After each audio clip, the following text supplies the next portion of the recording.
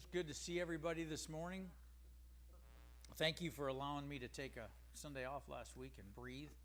I had a really good time, and I don't know that I got refreshed, but 4 days was still work to get here. So, no, we did. We got refreshed, and it was a good weekend. Our lesson today is called "Finding the Master," and it's really going to involve two parables that Jesus told simultaneously. And so we're going to kind of see through these parables. This one's a little bit different because typically the parables that we've looked at so far have been kind of, Jesus has been confronted or been questioned about something, and then all of a sudden he goes, well, let me tell you a story. And then he tells these parables to illustrate his point. Okay? Today is a little bit different. Today, the setting for this particular message, is in Luke chapter 14. And Jesus is in the middle of kind of giving a sermon, and then he gives these two little parables, almost like Kendall would use a sermon illustration. And so that's kind of what we're going to look at today and understand about these two. Today, the big key word for our study today is commitment. Our society today does not breed strong commitment. I think we would all agree that commitment is almost a thing of the past. The ethics that we have today is basically it's self-fulfillment, right? Pull yourself up by your bootstraps, right? That ethic seduces us to believe that there's no higher loyalty than to ourselves, right? You need to make sure you're good before you can help somebody else. You need to make sure you're right before you can help somebody else. The tragedy is this: self-centered values literally eat away at commitment. Not only do they eat away at commitment, but self-centered values eat away at leaders and causes. But also we see that it eats away at commitments to marriage, to family, and to friends. And as believers, we're not immune to the world's value system. One missionary statesman has observed an irony of the church life in the 1990s. So that was 30 years ago. So it's gotten even worse than it was then. But in the 1990s, he said this: while third world Christians are information poor, they are commitment rich. Sadly, Western Christians are information rich, but they are commitment poor. Jesus was always very realistic about what it meant to be his follower, what kind of a commitment you had to make. He never pushed a product. He never hid the fine print, hid the costs in the fine print or anything. Instead, he realistically spelled out his requirements. And he does that very clearly here, we're going to see in Luke chapter 14, verses 25 through 35. And again, Jesus makes a different use of parables than we usually find. Normally his main point is made very powerfully through the parable, but today he's going to use it kind of as a sermon illustration, as I mentioned. And here's what Luke 14, 25 through 35 says. Large crowds were traveling with Jesus, and turning to them, he said, if anyone comes to me and does not hate his father and mother, his wife and children, his brothers and sisters, yes, even his own life, he cannot be my disciple. And anyone who does not carry his cross and follow me cannot be my disciple. Suppose one of you wants to build a tower. Will he not first sit down and estimate the cost to see if he has enough money to complete it? For if he lays the foundation and he's not able to finish it, everyone who sees it will ridicule him, saying, this fellow began to build and was not able to finish. Or suppose a king is about to go to war against another king. Will he not first sit down and consider whether he is able with 10,000 men to oppose the one coming against him with 20,000? If he is not able, he will send a delegation while the other is still a long way off and will ask for terms of peace. In the same way, any of you who does not give up everything he has cannot be my disciple. Third time he said that, just point this out. Salt is good, but if it loses its saltiness, how can it be made salty again? It is fit neither for the soil nor for the manure pile. It is thrown out. He who has ears to hear, let him hear. Okay? Now, I pointed out that there's a phrase that rings through this passage 3 times, and it makes Jesus' message very, very clear, unmistakably clear. He cannot be my disciple. Cannot be my disciple. He cannot be my disciple. So, this is odd. Think about this for a minute. Jesus is not actively recruiting supporters for his program. Hey, come and follow me. I need you to follow me because we're going to build the kingdom, right? No. He seems to be effectively discouraging his followers. If you can't do this, then you can't be my follower. If you can't do this, you can't follow me. Now, Jesus clearly desires people to commit their lives to him. Therefore, his motivation behind these comments must be to enlist intelligent, realistic devotion. In other words, commitment. And the context in which Luke places this story shows us what Jesus' motivation was. What immediately precedes this particular passage that I just read is the parable of the great banquet. It's a story that celebrates the free grace of God, right? I invited all these people, they didn't come out, then just go out and get whoever and come because it's a free banquet, right? The gospel banquet is for all who will accept the invitation. And then immediately following this passage, verse 35, there are 3 parables about seeking or searching, which describe God's joy in calling the unworthy and the lost, right? It's the woman who lost the 2 coins, right? The father who lost the son, right? Okay? Can't ever remember the third one, what they lost and they found. But anyway, there could be no clearer reminder that salvation is by grace through faith. It's not reserved for those who meet certain conditions, but it is for any who will trust in Christ. Now here's the key to this, that there are people whose relationship to Jesus is one of attachment without commitment. Okay? Because Luke says this. He tells us that there were large crowds that were traveling with Jesus. Right? Physically, these people are on their way to Jerusalem. They just happen to be in Jesus' entourage. Well, this guy's been feeding people and he's been telling stories. Let's hang out with him. Right? But there's a suggestion that they are merely going along with him spiritually as well. They certainly have beliefs about him, but it's not clear that they truly believe in him. This would almost be a controversial comment if I didn't know what church I was standing in. But there were probably some who are truly saved while others are not. Right? So, what are the conditions of discipleship? What does Jesus lay down and tell us about being disciples? Well, discipleship was common in the ancient world. It's literally very equivalent to our practice of apprenticeship. Okay? Now, not all of us got to go through an apprenticeship. I didn't, but I can relate to it because I can remember all of the time that I got to spend in the shop with my dad. That was like an apprenticeship to me. I mean, we weren't 40 hours a week, 52 weeks a year, but we still had that time where he was showing and teaching. Now, in a religious context, a disciple was a pupil who attached himself to a teacher or a rabbi to acquire his religious knowledge and skill. Okay? Hold that thought. During that time, he went through a process of training and testing, but a disciple's ultimate loyalty was not to his rabbi, but it was to the Torah and to tradition. Now, that was something new that I didn't realize all these years. I always thought a disciple had followed that individual and that individual's teachings. Well, they did to a point, but the Torah and the law always took precedent over the teacher. Okay? The disciples' real attachment was to the law and to a way of life. Now, discipleship to Jesus is very different. The disciples' allegiance is not, in Jesus' case, is not to the Torah and it's not to the tradition, but it's to the Lord himself. Now, think about that for a minute, put that in our terms. It's not about following the 10 Commandments. It's not about following what the church says to do. It's not about following what the preacher understands from the Bible, right?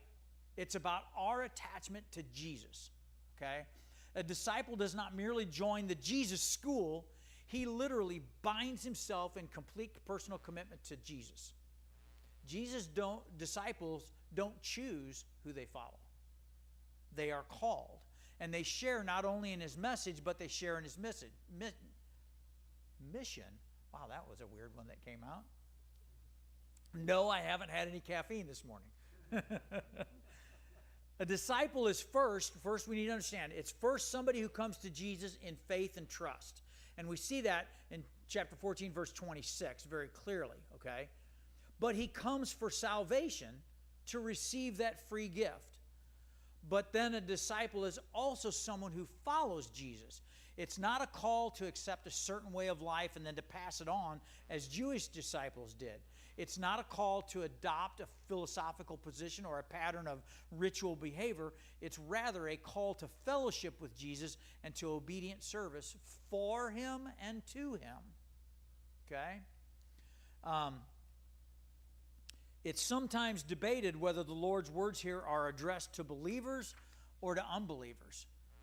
But it's very clear in verse 25 that he's in mixed company, that there are some who need to be shocked into realizing that casual attachment is not enough. They profess some type of commitment to the Lord, but the Savior's unqualified demands force them to examine the reality of that commitment. I remember this years ago. We had taken the youth group to Christ in Youth Conference, and there was this group. I can't even remember their name anymore. It'll come to me in a minute. But they did these skits that the kids could just totally relate to, okay? And had something to do with being blind. One time blind. One time blind? Third time. One time blind. One time blind. So they did this skit, and so this guy comes diddy-bopping on stage, and he's pulling this little teeny box behind him, right? And he had real long hair. He kind of had the dreadlocks, you know. And then this girl comes on stage from the other way and meets him and goes, "Hey, Johnny, what's going on?" And they're chit-chatting back and forth. And he was saying, "Man, I had this totally..." And behind you don't realize it at first, but behind this girl is this guy walking in a white T-shirt. Okay, represents Jesus. Remember that. So they start talking, and the guy's like, "Yeah, I had this really scary incident the other day, man. I was getting out of the car, and I swung the car door closed too soon, and my hair got caught in the side of the car, and I was like starting to panic, and the car was starting to pull away, and I was like, what am I going to do?" And he goes, he grabs this rope, and he whips this little box up, he throws the top of it, but I whipped out God, and he helped me get out of that situation. We put him back, he puts him back on the floor. That's the way the whole point of the thing was, she walks with Jesus every day. He only has got his God in a box. It's only when I need him do I get him out. Okay? Sorry, I probably could have done a little better illustration, but the whole point is that for some followers of Jesus, it's that casual attachment. I've got my God in the box. When I need him, he's there. As opposed to, do I walk with God and walk with Jesus each and every day? Okay? So Jesus is going to qualify some of his points for following him. His first, he does these in unequivocal terms. In other words, you can't argue with these, okay? And he talks about the loyalty that he requires of disciples. It's a loyalty that goes above all human relationships. He says, "If anyone comes to me and does not hate his father and his mother, his wife and his children, his brothers and sisters, yes, even his own life, he cannot be my disciple." Time out. Really? Jesus, the preacher of love, is telling me I got to hate somebody? No, it's a really poor translation. All right? The language is shocking. This is the same man who's spoken about the great commandment in Matthew 22, love your neighbor as yourself, right? And he's ripped into the Pharisees for their failure to honor their father and their mother. And here's the things that help us understand this. Hate in this particular context does not mean ill will. It is a comparative word, and so it's easy for the NIV to translate it as hate. But if you looked at Genesis chapter 29, verses 30 and 31, and you read it, it says this. We're told that Jacob loved Rachel more than Leah. Okay? The next verse is translated, when the Lord saw that Leah was not loved. Now, if we followed the same rule that the translators used to say, you got to hate your mother and father and brother and sister, even yourself, then that verse would have read, Jacob loved Rachel more than Leah, when the Lord saw that Leah was hated. Well, there's another phrase, something about loved Jacob but hated Esau. I don't think that means hate either. That's correct. But they translated it the same way they did in the New Testament. What Instead other of, word would you okay, so let me explain it. Here, the Hebrew term is hated. Jacob didn't actually hate Leah, but he did love her less. Okay? So it should have said, when the Lord saw that Leah was not loved as much as Rachel. Okay? Or in that case, the Lord saw that Esau was not loved. Okay. If does that make a little more sense? He didn't hate him as in I hate you. Use that word I know. It's instead of another word, but I don't know what word it would be. I don't know. But somewhere somebody who gets paid a lot more money than me figures that out and puts that in those books. Jacob didn't actually hate Leah, but he did love her less than he did Rachel. It's an emotional choice that no doubt it felt like hatred to Leah, if you think about that. So in that sense, where Leah felt hated, then you could see how they maybe would translate that. Okay? Give you an example. There are times when I became a Christian that my family, who was raised Catholic, didn't understand that transition at all. You can relate at all. And we're like, why do you hate us? I don't hate you. I love you less than I do the Lord, but I don't hate you. Okay? So there's that kind of thing. Matthew 10:37 is another good illustration where Jesus says, anyone who loves his father or mother more than me is not worthy of me. Same thing if you were to reverse some of those phrases. Okay? Jesus is indicating that he demands a priority in our relationships. I must love nothing or no one more than I love him. Now, families represent the very best things in life, right? Well, for most of us. Everybody has the black sheep. I get that, okay? But literally, families, for the most part, they represent the very best things. They are God-given, and I am to love them more than anything else, with the sole exception of my love for Christ. Okay? But no relationship, no matter how wonderful, must compete with my allegiance to the Lord. And we need to think about that and remember that. Discipleship not only deals with our personal relationships, it also addresses our personal goals. And so that's the two things that we see where it says you need to hate your mother and father, brother and sister even more than yourself. Okay? Anyone who does not carry his cross and follow me cannot be my disciple. That's the follow-up word to that Jesus does there. And the picture, now remember, when we started this study, we said we were going to sit in the dust. We were going to be first century Jews, right?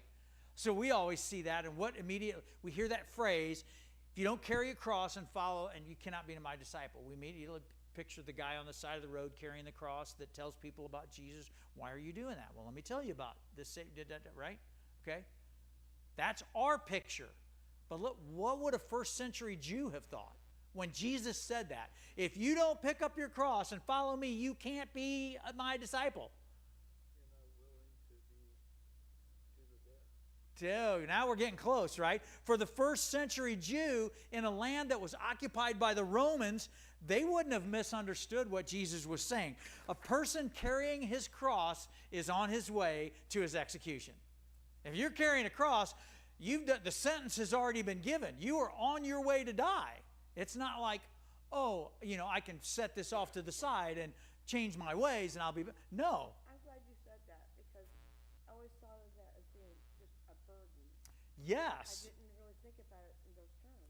When Jesus said it, the picture in those people's mind would have been, whoa, now wait a minute. I have to literally go, I'm already sentenced to death. I'm going to go die, right? The sentence has already been passed. The future's already been decided, and the end is only moments away. See, the cross is not a symbol of the comparatively trivial burdens and the problems of life. Oh, what a cross you have to bear. No, it's not that at all. It speaks of humiliation, excruciating pain, and certain death. The image, what Jesus just said, he would have said that, and you could have visually watched that crowd of people shake because of the fear. Think about that, right? Now, here's the one thing about this. When Jesus speaks, he uses, in the Greek, he uses a present tense, which means it's right now and it's continuing, Okay, past tense would be back there. Present tense is right now. And in effect, it says, anybody who does not keep on carrying his cross and keep on following me can't be my disciple. In other words, you don't just pick up your cross one time and that's it. This is an ongoing thing. Jesus was the supreme cross bearer, right? He denied himself continually. He lived in submission to his Father's will. And in this sense, he had been carrying his cross long before he picked up the physical cross, right? His goals had been determined by his Father, not by himself, and that way has always meant suffering and rejection. When we set our goals to be the goals of Jesus rather than the goals of ourselves, okay? So, looking at that, our life should be shaped by the mission of Jesus, and therefore it should be shaped by his goals and his desires, right? Now, in a society like ours where it's all about self-fulfillment, right? These are strong words. It would have been strong words for the Jewish people to accept. Today, the cross is a decoration or it's an ornament. But Jesus is not asking us to wear a necklace. He's calling us to a radical and a costly identification with him. However, the cross will not be forced upon us. We choose to take it up out of devotion to the Lord himself. That's the choice that we make. We choose to take that. We choose to pick that up. I can remember one time being in a bad situation and having the choice of, do I go after this individual or do I just suck it up and be the Christian and do the right thing? You know? And it was a costly choice. It was monetarily costly for me to do that and go, I'm just going to write this off. And I mean, it was no small sum of money, but I'm like, I'm not going to be the guy that does that. That's not right. Okay. So there is a cost there for us to do that, to identify him. And so what is that cost? Well, at this point, this is where Jesus gives these two parables, okay? Both of them involve paying a price. And these two parables, although they're similar, totally different message out of the two parables, okay? Here's what he says. A disciple is gambling everything in life on the Lord Jesus. Wise people should not make such choices impulsively or recklessly. Besides, impulsive commitment will almost certainly lack endurance. Kendall, have you ever, probably not recently, years ago in your ministry, have you ever had one of them days where somebody new comes in the congregation and they're a first-time visitor and you preach and they get up and, oh, I want to be baptized right now, I want to change my life, and you go through that whole process and, you know, look forward to seeing you next week and we'll start this journey together, and you never see them again. Absolutely. Okay? I had a guy come to my house, this probably been 25, maybe 30 years ago. He came to my house. I was at a church where we had a parsonage, so people in town knew where the parsonage was at. And, I mean, we talked a good long time, but he wanted to become a Christian. I need to be baptized. And so we did that. And he never came back. Yep. So my point is this. We do things a little bit differently here, okay? Typically, we will not do that on a first time. Hey, if somebody walks up and says, I want to be baptized, we're going to sit down and talk. Do you understand what you're doing? Do you understand the cost of this commitment? Do you understand the repercussions? You know, this is... A lot of people think that if they're baptized, they're saved, they're okay. Right, And that's it. right. But if they don't understand, it's the beginning of a journey. Yes, that's a whole other discussion that you can go into. But that means the Holy Spirit's working on them. They're stepping in the right direction. Now, if that individual wants to do that and we say, well, we're going to have a chat with you, and we do that, and then they step out the front door and get hit by a truck, I'm certainly not going to tell their family, well, we didn't baptize them today, so they're probably going to hell. That's not a conversation. We don't know how hard the Spirit's worked on that individual, right? So we don't know that. So therefore, we have to put them in God's hands. God's the ultimate judge, right? Okay? So, go ahead. Taking up your cross means to give your life. Yes. Yes. That's that commitment. I'm willing to do that and know that it may lead to my death. Right? And so for some, like missionaries, that's a realistic thing. And in some countries, that's very realistic. It's not so much here in America today, okay? It's very possible it'll get there. I pray not, but it might be. All right, the first parable that we look at tells the story of a careless builder. Almost every city has a half-finished monument to carelessness. I can remember over on, I can't remember the name of the road anymore. It's now becoming the Outer Parkway in Wentzville. It's back where the, you know where the B&B Theater is in Wentzville?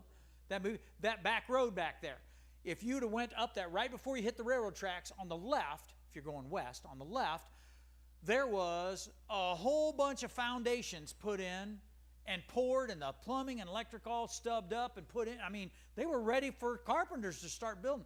And it wasn't just like one or two foundations. There was like 15 or 20 there. Now, they're all built now.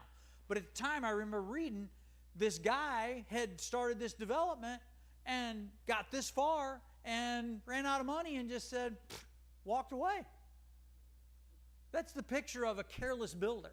If he obviously didn't estimate the cost. Now, the article didn't say, well, there were extenuating circumstances. He had a guy an investor pulled out or whatever. But Jiminy Christmas, you get that far. I mean, the streets were in, the sewers were in. You got that much money dumped in, you almost can't go back. Okay? But the wise builder, Jesus suggests, will estimate the cost to see if he has enough money to complete it. He's going to make a careful evaluation of the cost. What are the risks? What are the resources?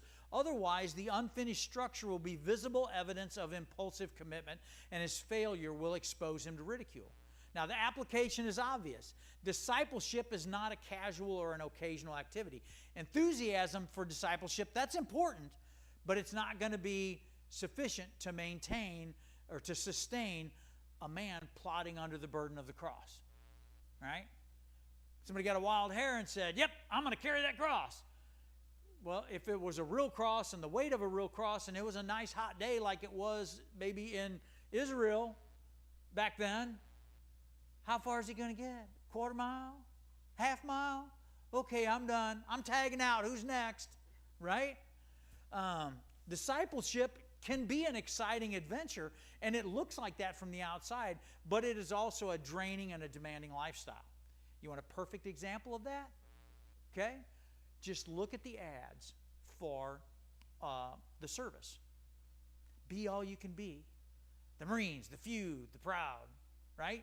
Have these amazing, these really cool, and I have nothing against our service, but it's how they advertise it. It's all good. It's the adventure awaits you. I've even seen some of them where they're like jumping out of helicopters and shooting cool 3D stuff, and flying here. That's all cool. But if you talk to the people who went to war, they're like, they didn't tell us about this part, right? So it's the same way with discipleship. Sometimes we make it sound very cool, but we don't tell them about the bad part of things, right? Now, the second parable poses a very different problem. If it's difficult to count the cost, it is disastrous to delay one's choice without considering the consequences. And that's the point of the second parable. You see, the Lord gives us a picture of a king who's being invaded by an army that's twice the size of his army. He has 10,000 men. The incoming people have 20,000.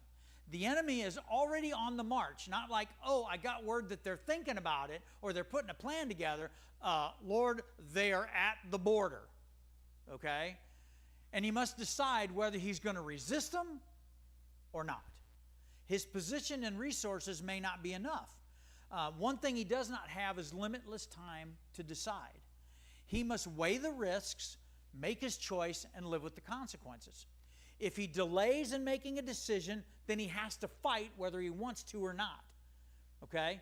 But if battle means defeat, then delay in seeking peace is going to be catastrophic. Does that make sense to everybody? Okay. Again, Jesus' point is very obvious. Not only do we need to count the cost of discipleship, but we need to consider the consequences of refusing discipleship. This is almost one of those, Jesus goes, I got you. It's a catch-22. You can't get out of it, no matter what you do, right? One way or another, you're going to make a choice. Choice is inevitable. Not to decide is to decide not to become a disciple. Not to decide. In other words, if I can't make my mind up, then you've decided not to become a disciple. Okay? And not to become a disciple is to miss the privilege of knowing and following Jesus. So it's a paradox. It is to say no to life itself. Because Jesus said, whoever wants to save his life will lose it, but whoever loses his life for me will save it, right? The two pictures are complementary. Count the cost of discipleship, consider the consequences of refusing discipleship. There's a price to be paid either way. And then completing that idea, the Lord finishes up by saying this: in the same way, any one of you, any of you who does not give up everything he has cannot be my disciple. Discipleship not only demands personal relationships and my personal preferences, but it also demands my personal resources. Yes? I like the way the Message paraphrase puts that. Yep. He does not give up his own possessions. Simply put, if you're not willing to take what is dearest to you, whether plans or people, and kiss it goodbye, you should be my disciple. That's awesome. Simply put, if you cannot take what is nearest and dearest to you and give it up, whether plans or people, and kiss it goodbye, you cannot be my disciple. Okay, so I had to get that so that anybody that's watching caught that. That's from the Message, and that's a great paraphrase of that. I love that.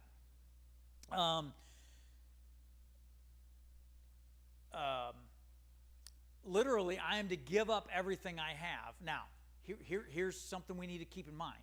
Because you remember the rich young guy that ran up to Jesus and said, Lord, I've kept all the 10 commandments. What else must I do? Right? Give up everything. Was Jesus' final thing? Give up everything and follow me. Right? Okay? We are to give it up, not give it away. Now think about that for a minute, because a lot of times people will use that other parable of the rich young ruler, or that story of the rich, and then they'll talk about you have to give your stuff away. You shouldn't be wealthy. You shouldn't have anything. You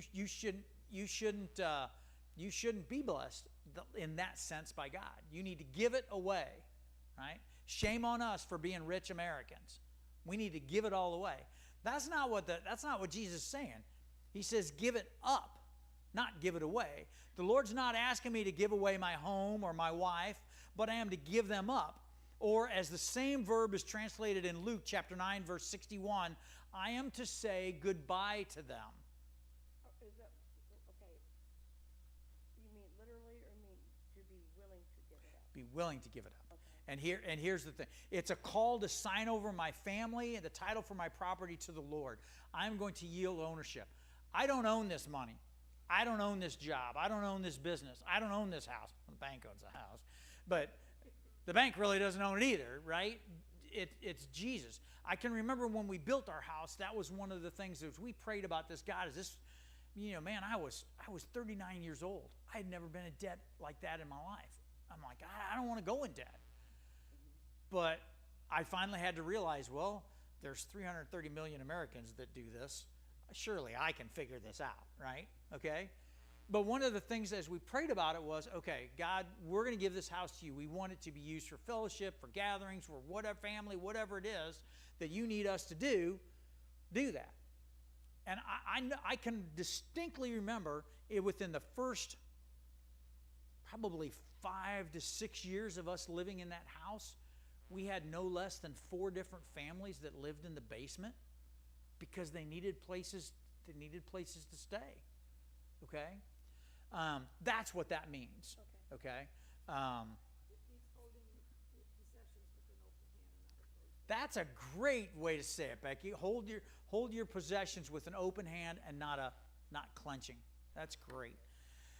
It works too. It does. It does. I dedicate my vehicles to my Lord. He's kept that car running for 26 years. 26. That's how many miles? 195. Oh, good heavens, girl. That's just hardly broke in. Oh, 195,000. Yeah. No, 195,000. I know. That's still broke in. This is literally, the disciples are to give their authority over their relationships, their possessions, and their resources to Christ.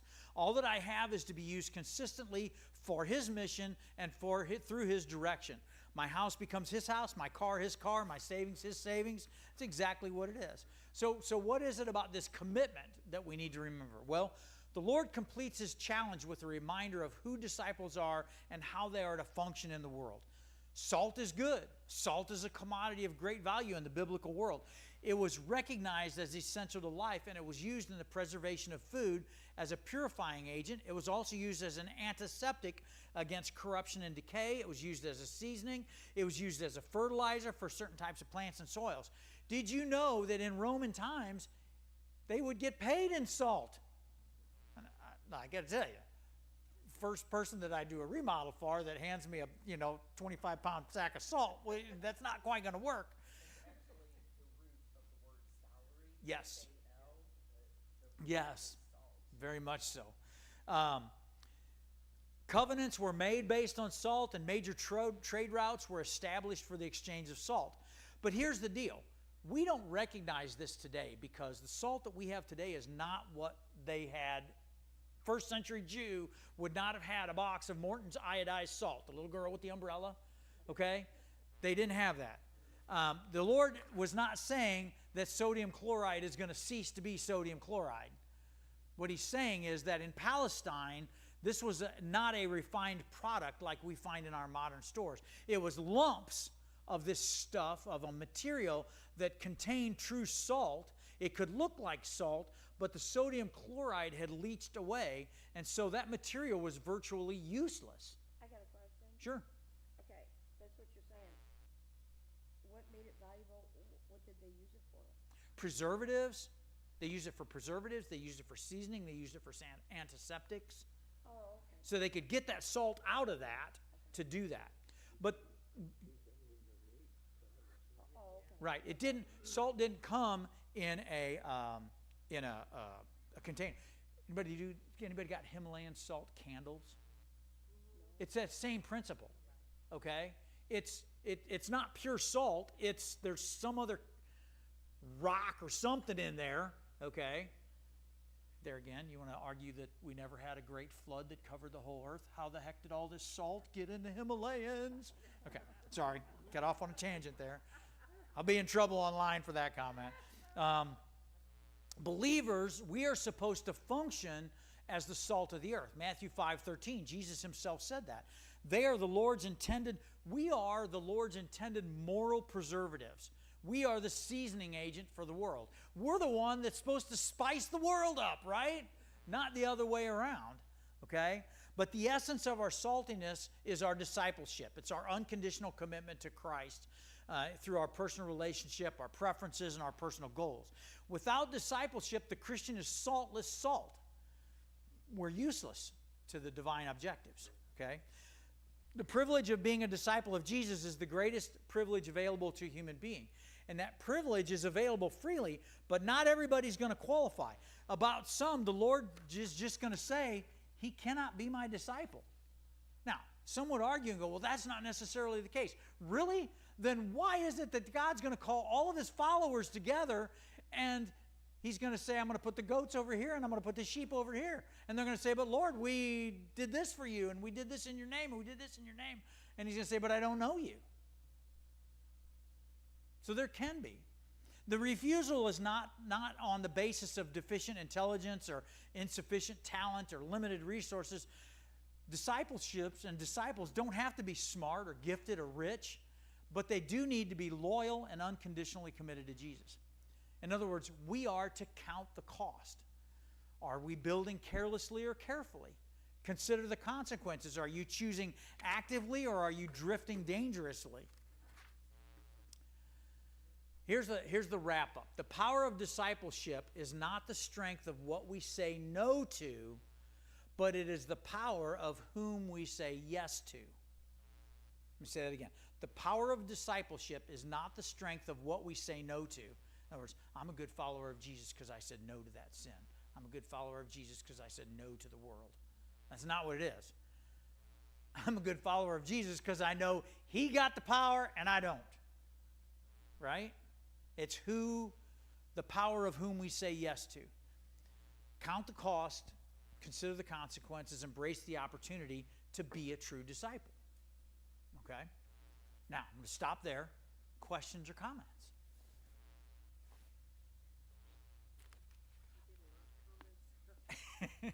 Yeah, we did. That was good.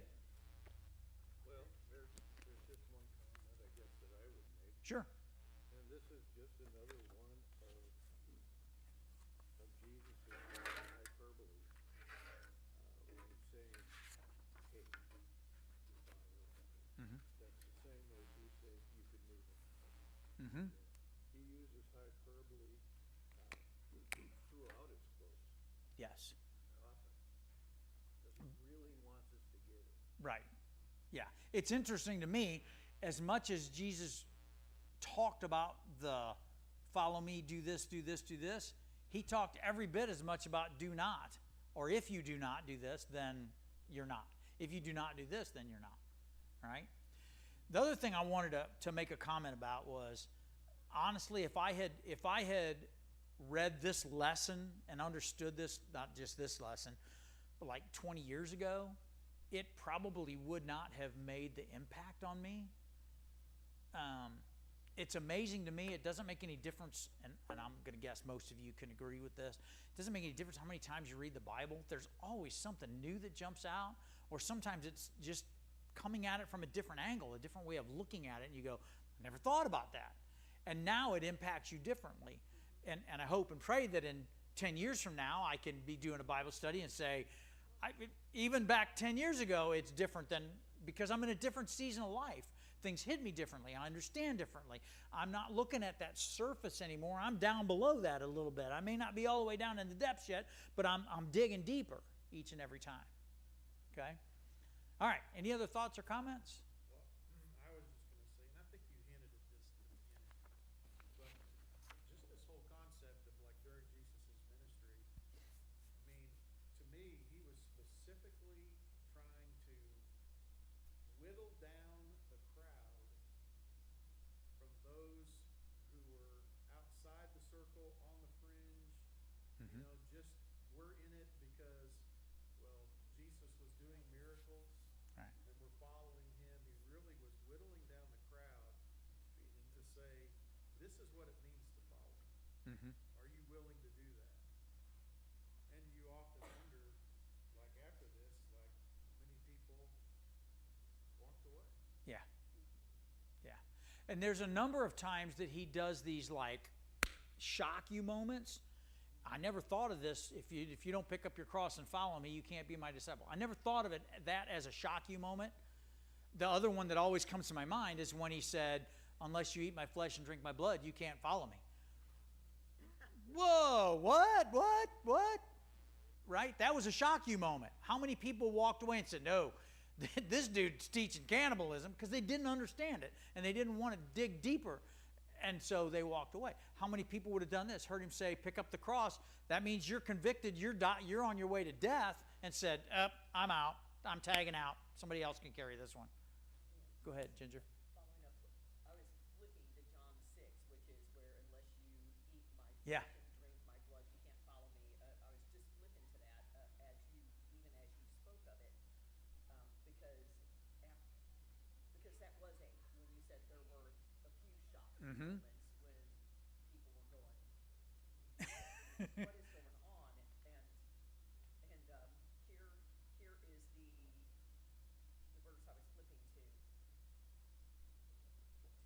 As a result of this, many of his disciples withdrew and were not walking with him anymore. And that, to me, there's a hidden significance in it. Again, as a result of this, many of his disciples withdrew and were not walking with him anymore. Yeah. That is John 6:66. And Oh, that's interesting. that occurred to me years ago when I was reading it, and I'm like, how interesting that 666, many were not walking with him anymore. So, I guarantee you'll remember the location of that. yeah. Hey, Jeremy, you can go ahead and stop it.